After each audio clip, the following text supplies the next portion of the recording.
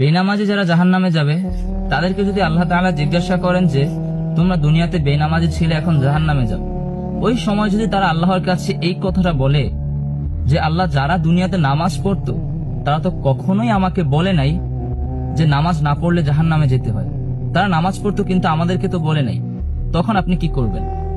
শুধু আপনি নামাজ পড়া শুরু করার পর শুধু আপনি নামাজ পড়বেন বিষয়টা এরকম নয়, আপনাকেও নামাজের দাওয়াত দিতে হবে।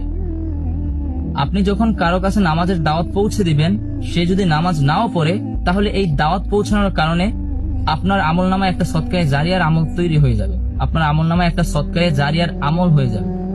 সুতরাং আপনি আপনার জায়গা থেকে দাওয়াত দিন সবাইকে।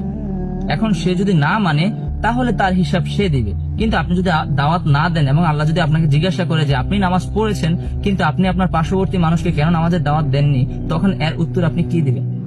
তখন আপনার কাছে উত্তর দেওয়ার মতো কিছুই থাকবে না। সুতরাং নিজেও নামাজ পড়ুন, তারপরে নামাজ প্রতিষ্ঠা করুন।